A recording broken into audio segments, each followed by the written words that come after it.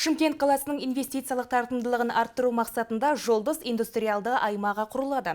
Осылай деген Шымкент әлеуметтік кәсіпкерлік корпорациясы акционерлік қоғамының төрағасы Бауыржан Канкин 9 айда атқарылған істері туралы есеп берді. Аталмыш компания жеке инвесторлармен бірлесіп жалпы сомасы 679 миллиард теңгені құрайтын 100 жобаны жүзеге асыруда. Түрлі саланы қамтыған жобада қандай жұмыстар жасалып жатыр? Толығырақ алдағы бейнесюжетте. Шымкент әлеуметтік кәсіпкерлік корпорациясы акционерлік қоғамы басқармасының төрағасы Бауыржан Канкиннің мәліметінше 2019 жылы негізгі капиталға құйылған инвестиция бойынша Шымкент 17-ші орында болса, 2020 жылы 2-ші орынға шығып, биыл көш бастап келеді. Аталмыш компания мемлекет пен бизнестің әріптестігі қағидаттарының негізінде өңірдің әлеуметтік экономикалық дамуына көмектесу бойынша жұмыс атқарады. Осы бағыттағы жүздеген жобаны қолға алған компания төрағасы Канкин білім беру, тұрғын үй, денсаулық сақтау, шағын және орта бизнес секілді салаларда жасалынған жұмыстарға тоқталып өтті. Қазіргі таңда Шымкент бас компаниясы екінші лизингке берілген 300 автобус қаламыздың әлеуметтік маңызы бар 28 маршруттарында қызмет көрсетеді. Ағымдағы жылы осы маршруттарда 20 миллионнан астам сапарлар жасалынған.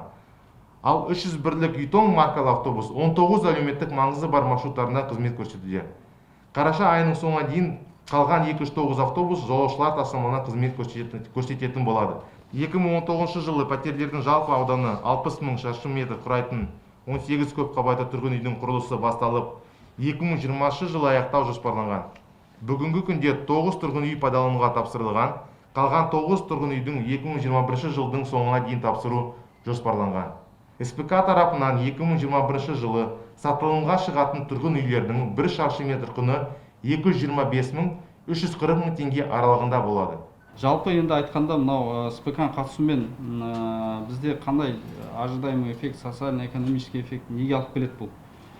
Жалпы айтқанда, мынау тұрғын үйлерге келетін болсақ, СПК қатысуымен 1,8 миллион шаршы метр тұрғын үй салынатын болады біздің көрсеткіш бойынша. 12-ден астам оқушы орны ашылады.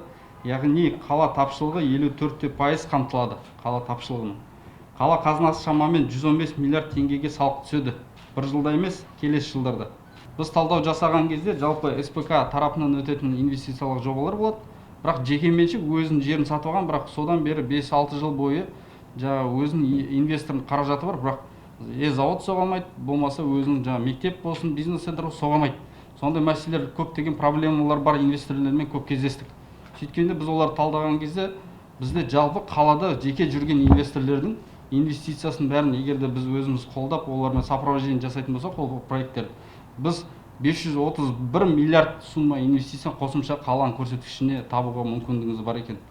Сондықтан біз осы центрді аштық. Жалпы біз осы центрде 35 меморандум келісім шартқа қол қойылды, 531 миллиард теңгеге. Енді қазір тағы да 8 меморандумға қол қоямыз. Осының ішінде біз қала әкімінің төрағалығымен инвестиционный штаб, инвестициялық штаб ашылды. Осы инвестициялық штабты қалада болып жатқан, іске асырып жатқан инвесторлардың жеке меншік проблемаларын барлығын көтеріп, осы жерде қала әкімімен бірге төрағалығымен шешілетін болады. Миллиардтаған қаржыға жасалынған жұмыстар легі осындай. Бұл тұрғыда Шымкент әлеуметтік кәсіпкерлік корпорациясының пайдасы 2,9 миллиард теңгені құрапты. Айта кетейік, бұл компанияның тағы бір негізгі бағыты азық-түлік тауарларын тұрақтандыру. Осының аясында 2020 жылы 7600 тонна көлемінде азық-түлік тауарлары сатып алынған. Ал биылдан бастап кәсіпкерлік корпорация қарыз беру тетігіне көшті. Демек, бұл бүкіл Шымкент қаласын әлеуметтік маңызы бар азық-түлік тауарларымен қамтуға қаншалықты мүмкіндік береді. 2020 жылдың соңына дейін әлеуметтік маңызы бар азық-түлік тауарларының барлық көлемі сатылды. Бұл Шымкент қаласының азық-түлік қауіпсіздігін қамтамасыз етуге мүмкіндік берді. Бірақ бұл белгілі себептерді тудырды. Мысалы, тауардың бүлінуі, тауарды ұрлау, сыбайлас жемқорлық тәуекелі, қойманы қамтамасыз етуге арналған шығыстар, персоналды қамтамасыз етуге арналған шығыстар. Кәсіпкерлік субъектілеріне қарыз берудің артықшылықтары. Бірінші, бюджетті үнемдеу. Берілген несиенің жеделдігі, төлем қабілеттілігі өтелуі. Шымкент қаласының өңірлік тұрақтандыру қорын қалыптастыру және пайдалану қағидаларына сәйкес қарыз беріледі. Олар товар өндірушілерге, то есть непосредственно товаропроизводителям, дистрибьюторлерге, Магнум сауда жүйесінде 10 дүкен бар бізде қалада. Грома сауда жүйесінде 9 дүкен бар. Фиркан сауда жүйесінде 15 дүкен бар.